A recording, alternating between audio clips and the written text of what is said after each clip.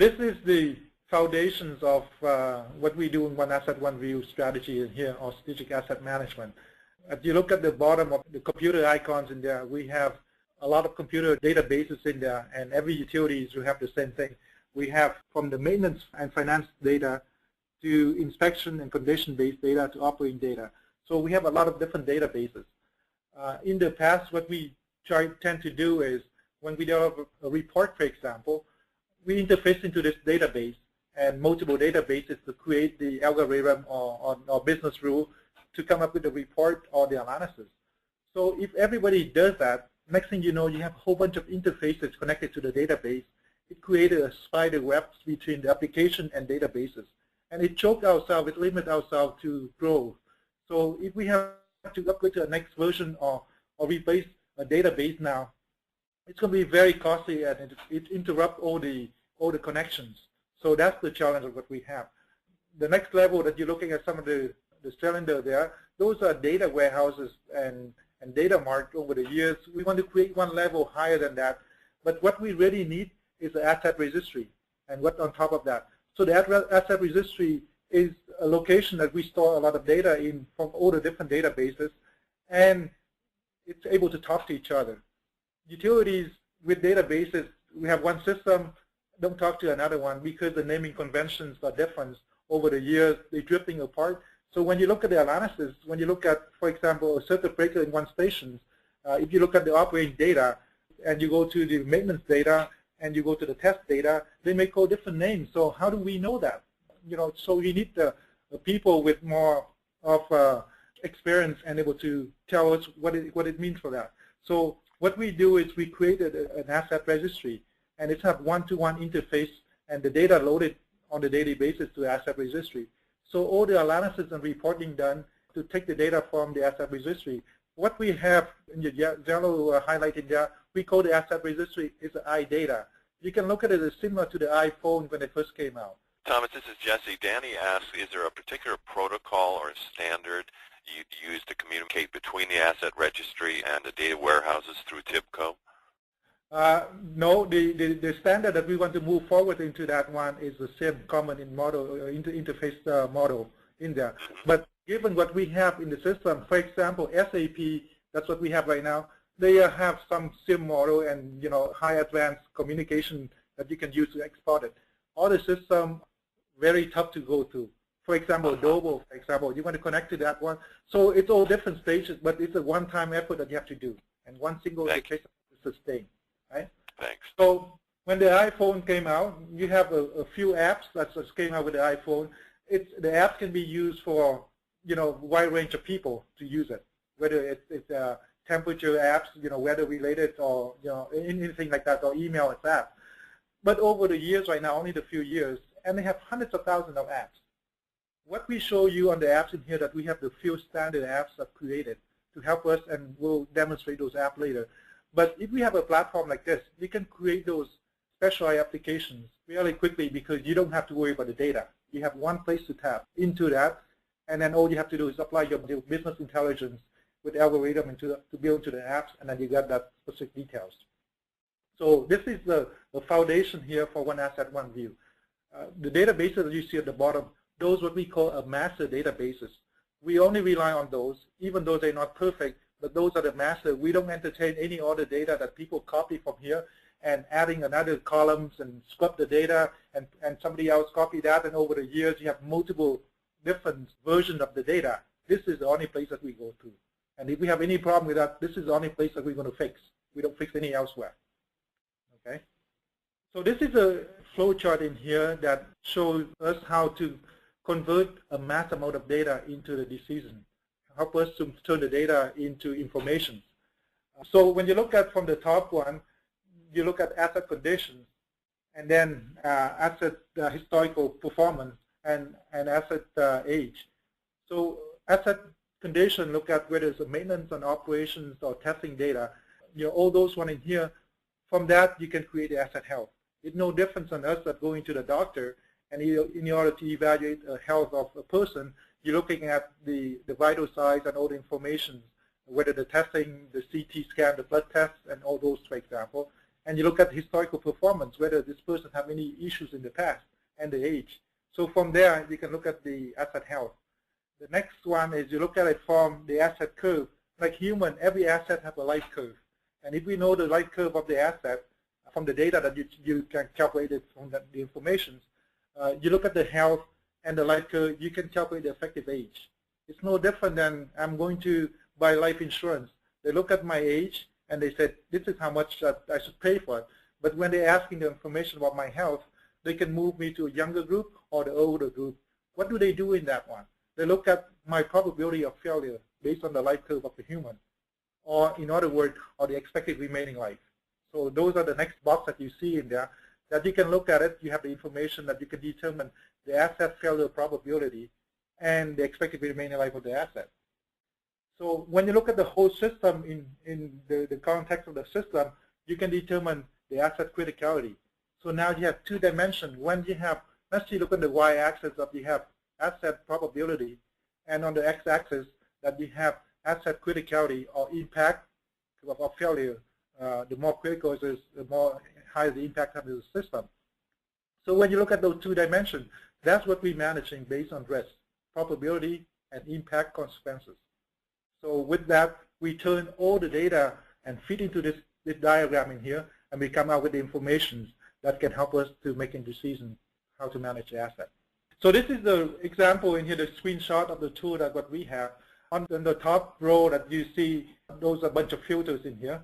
So you can look at the filter, whether you monitor the whole system, or you can monitor down to a feeder or the station or the line, the performance of that. And the 6 gauges that you see in there, those are the KPI or performance metrics that you have. So they show you the actual performance year to date, and the green area, whether we're good, or the red area that you're bad, or the yellow that you're in between. So those are the gauges that have in there. When you selected the gauge, it shows you the chart, and that's the chart right now. It's showing the safety. If you click on customer hour loss, for example, it will show you the chart of the customer hour loss. That shows you the year-to-date data. So the trending on that one, and see where we are in the red and the green. So when you go to this one in here, this is a report in here that if we don't have the tool, that we have to produce this one on a monthly basis. And when we look at this one in here, when you look at the first filter, whether you have look at distribution, transmission, or the whole system, by the time you go through all the filters in here, you have more than 30,000 combinations. 30,000 combinations of those metrics calculations in here. No wonder we cannot produce that on any paper or any report on a monthly basis. And when we produce a report, we send it to the long list of people. Most of them won't even look at it because it doesn't relate to what they're looking for. They're only looking for what they have. For example, if I'm managing the district, I'm interested in the district performance, not something else. So now when you look at over 30,000 combinations in here, and if you look at the calculation of each of them per month with the target, the red and the green in here, this is over 500,000 calculation points at any time. So now we can show you in the one single picture that you can go through that. Here's another view of the dashboard in here. So you can look at it from, this is a picture of the district in here, that it's calculated the size of the circle representing the criticality of that district or station for that matter. And the red, the color zone, the color code indicated whether we meet the target or not. So you can click on it and drill down further, or you can go down to any particular feeder or line. Imagine that you can go in here and draw a shape in your map of your system, and now it can report how many customers in that shape that you draw, how many equipment that you have. If you have a fire or a storm that's going through the system, for example, you can draw this thing in here, and it gives you the report of all the equipment in that zone that you should draw. Or maybe go down even further and say, how many transformers do I have in that zone that has PCBs, for example. Those are the advanced reporting from the chart in here that you can go to drill down. So here's another concept that you may see it for the first time. We adopted from, this is what we call performance radar, just like a radar at the airport, except now it's indicating from every dot in there is the delivery point or a station or a feeder that you can change that one. And the y-axis show you the metrics. So in this case right now, it's a steady. So you can select any metrics on that and it show you. So the x-axis from 0 to 100, that represented the criticality of the stations, for example. And you can see, one look at it, you can see which one is actually in the red, the yellow, and the green. You can take your mouse and hover on top of it, and it tells you which one, with the name of that and the performance of that. On the left-hand side with a bunch of filters that you can look at it and you can report the whole system. For example, you can look at, say, give me the performance report on the average in the last 5 years that's causing by motor vehicle accident. That based on that causing the transformer or weather related. You know, all this different dissected here with the filter that you can select, and it will show you for the whole system. When you hover on top of the dot of the station, for example, you click on it, and it can give you an automatic performance report. So this is the automatic performance report on one of the dots that you selected on the performance radar here. It's not a pre-generated report. This is generated on demand.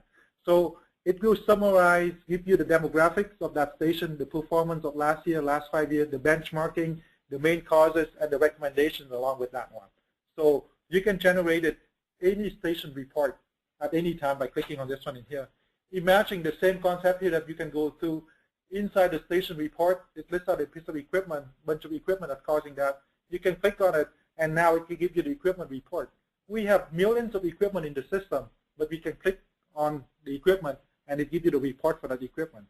This is the module that we calculate the asset health.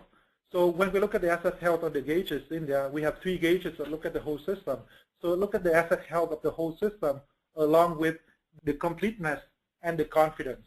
So for example, if you need to have 10 things to go to your doctor and get your health, but you have 8 things out of the 10 things that you can have, you don't have CT scan or X-ray, for example, we can say that given your asset health of what you have, but you're only 80% complete. The confidence is a combination of how complete you are and how long ago that you take that test. So for example, I can give you all the tests that you're asking for, but the tests were done 2 years ago. It's quite different, less confidence than the one that you do yesterday. And the column, the bar chart in there, you can drill down to different level. For example, you go down to the station, you can drill down and it gives you different assets classes, transformer, circuit breaker, disconnect, and so on and so forth. And if you continue to drill down on circuit breaker, for example, you break down into whether it's SF6, air blast, medium oil, and you drill down right down to the level of a circuit breaker you're looking for. And this is more than that. It's not only monitor the trend of the circuit breaker that you're looking for, it monitors the attributes of that particular circuit breaker. So for example, if I measure myself as an asset health, if cholesterol is the only trend that I continue to get worse and worse every year, I don't have to overhaul my whole body. I'm just focused on what can I do to improve the cholesterol. So it's the same thing with the asset health in here. If the timing of the circuit breaker is continue to get worse than every year, maybe you should focus on the timing of the circuit breaker, how to improve it instead of overhaul the whole thing. This is the one in here that we use to forecast the spending. The bottom chart on the right-hand side, for example, show you the forecast spending every year for the next 10 years.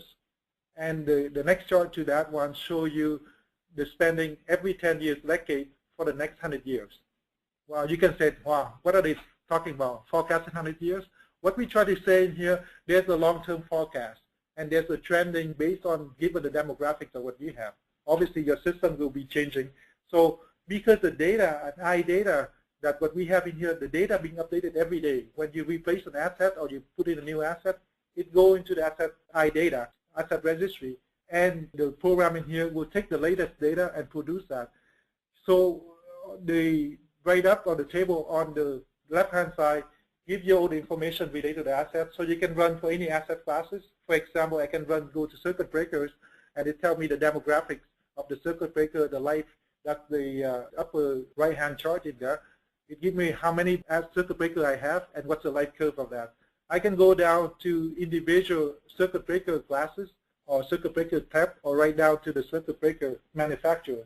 Let's say that I want 230 kV circuit breaker ABB manufacturer from the air blast type only. I can look at that type of thing and see the whole system report.